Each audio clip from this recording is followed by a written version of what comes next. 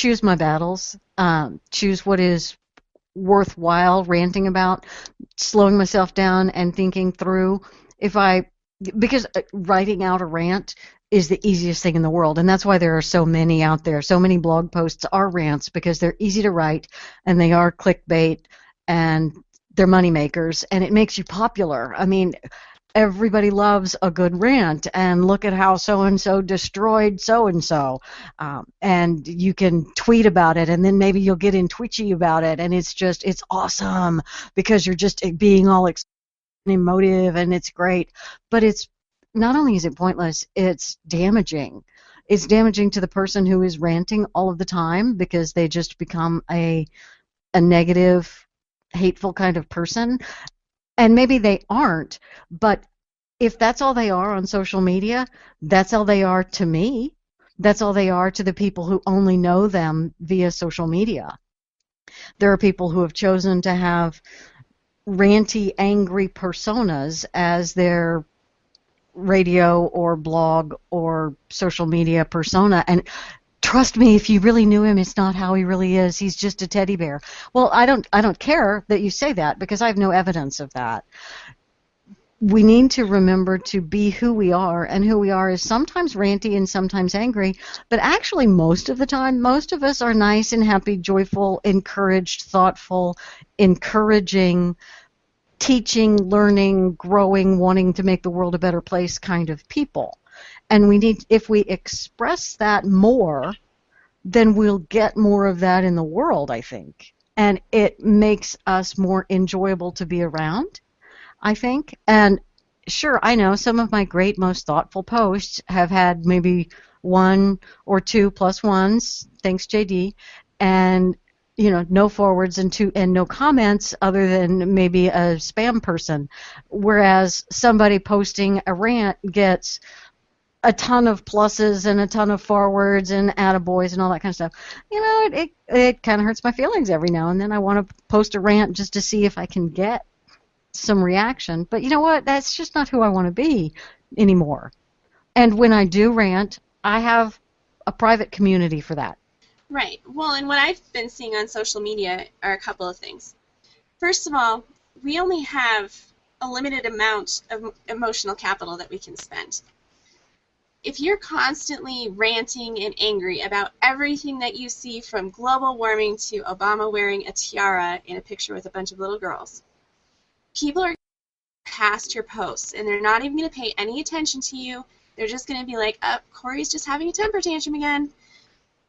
And the biggest problem with that is that, first of all, you are going to have get a few few people following you who are going to jump on board and post along with you. I've seen this happen in some groups that I follow. There's these little cliques of people who are chronic complainers. But this is what the real problem is. Aside from the fact that people start to tune you out, there are a lot of people out there who are working 60 hours a week. They're conservative, they're Republican, they're concerned, but they do not have energy to read your anger. They want to be updated. They want to hear what you're talking about. They want to be following the news and learning what's going on, and maybe even equipping themselves. But it's so exhausting to them that they just tune you out. And I'm not just putting this out there as a theory. We had lunch with some really good friends of ours this summer, and that's exactly what she told us. She said, I am concerned. I don't like the direction that our country is going. I am a Republican, and I vote. She goes, I wish I could be more involved, but I am putting in 60 or 70 hours a week. And she said, quite frankly, there's so much anger out there. I don't have time to sort through it all. I want to learn, but I don't have anything left. And so then, what's really sad in all of this, aside from the fact that you're turning off people who are sincerely concerned, is that you're wasting your good rants. Because when you have something really good and really insightful that you want to say, it's too late. People are already going past. People are already tuning you out. I'm working 70 hours a week, and you want to talk to me about Obama wearing a tiara? That's the thing you want to talk to me about, is about Obama wearing a tiara in a cute little photo? That's what that's the thing. The country is going to hell, And the thing that you want to talk to me about is Barack Obama in a tiara. You know, unless he wore the tiara with the girls 18 trillion times and each picture costs $1 that we didn't have, I really don't care. You see what I mean? We're 18 trillion in debt, and people care about Obama in a tiara. I thought it looked cute. Yeah, and here these poor people, their health insurance costs are skyrocketing. They're losing their doctors. They can't afford their electricity. Whatever it is, things that are really affecting them, and we're being petty about things like that. Is it any wonder that we're having a hard time drawing others to our cause? The old word gravitas comes to mind. Petty people have no gravitas. They have no street cred. Nobody cares what they have to say. Well, and if you can't tie your rant to something that is of future importance, worth having. I gave some consideration to making commentary about the golf course wedding cancellation thing, because that really did irritate me. But the bottom line on that is it's Obama being thoughtless and his staff being thoughtless as a result, or maybe Obama is not thoughtless, it's just that his staff is, and they got that idea from so-and-so through the years. But this is not news. There's nothing surprising about it, and there's nothing to be done about it. Learning more about Obama and his staff being self-involved doesn't do anything. There's nothing to do with that information. So it would have been just a useless, pointless rant. Oh, here he goes again. Here's just another bad thing. Well, so what? There was nothing to be gained from that, so you let it slide. There's no point. And where is the connection, the personal connection that a person has to a story about Obama wearing a tiara with a bunch of little girls, which probably made their day? Where is the personal connection to a person that you want to sway in that story? Is there one?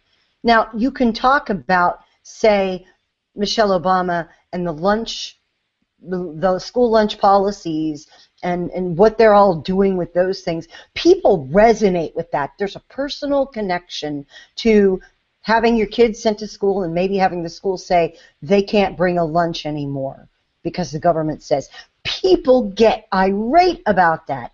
Did you attack Michelle Obama? No, you attacked the policies. People can get an understanding of these issues when you put them in a personal, connectable way. But when you're just mocking to mock or to be ridiculing someone, ridicule is a powerful weapon indeed. But if you're ridiculing a person, is that going to resonate personally with someone? Is it going to touch their life and let them see the point at which the ridiculed person is controlling them or harming them or doing something that's detrimental to them? Or is it just going to have a general ill feeling ginned up about that person? And that is the thing, key to me. Can you find a personal way to connect this to another person by telling that story? The article we shared about the whole red tape business, everyone can imagine what it would be like to be across the street from a fire station and have the firemen not able to cross the street to help. That's powerful. That's a story that resonates with people. And Obama, that would be a purposeful rant. That would be, ranting about that. If you had personal experience with it, that would be a good rant to have, because it does have a tie to policy, emotion, but it's the emotion of a personal connection that then ties back to a policy, rather than the emotion of people and like, dislike, just express some anger and move on. It gives you a hook to then say, we're talking about government regulations and the awfulness of those, and I'm angry about that, and you can be angry with me, and then we can move forward and do something positive with it. It's a purposeful rant. And what a waste. Here again, Michelle Obama gives us this glorious gift, this wonderful gift to the right. She's controlling what our kids eat and taking away choices.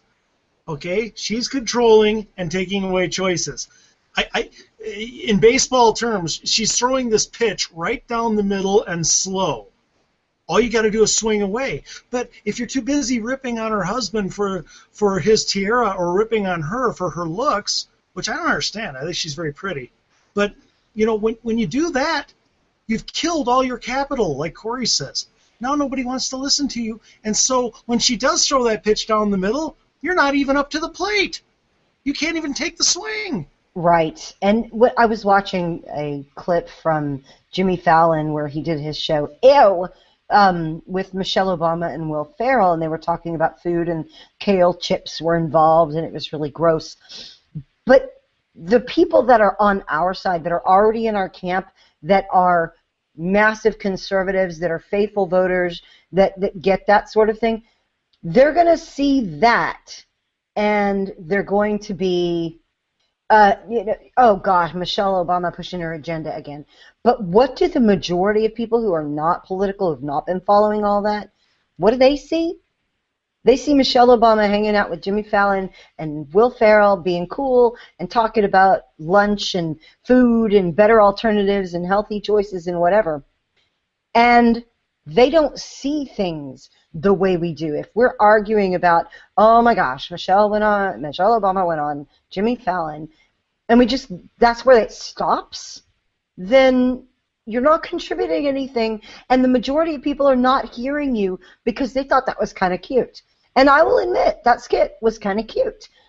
Yes, it was pushing an agenda, but it was well done. She held up her end, on a comedy show. It was well executed. And the majority of people are walking away looking at that saying, Michelle's got a sense of humor, and so does Jimmy Fallon, and everything looks cool. What are the conservatives upset about? When you tie it to something personal like that. And the hashtag that we had started about, JD's got it up on the screen for those watching, the hashtag that we talked about last week coming up about casting these people as bullies. Bullies be like is kind of what we sort of settled on. If there's a better one, people please bring it in. But he's got a picture of Michelle Obama with a school lunch, bunch of kids, and bullies be like, you'll eat what I tell you to eat. That's a great message, very simple, easy to spread. Yeah, and what else are you going to say? It's pretty much how do you dispute that? How do you dispute that that's the situation? It's pretty much obvious, and there's tons of evidence to support it. So what are they going to do? Yeah, bullies be like, you'll eat what I tell you to eat. Bullies be like, you don't get any sprinkles on your donuts. We have one of those too, but I don't have it queued up, so sorry. Oh well, that was a missed opportunity, but it is what it is. Let's see, what do we have? I think that also sort of falls under remember your audience too, huh? Since we're here and we're burning through these resolutions. Yeah. Remember your audience is kind of a big deal regardless of who you're talking to. Funny enough, and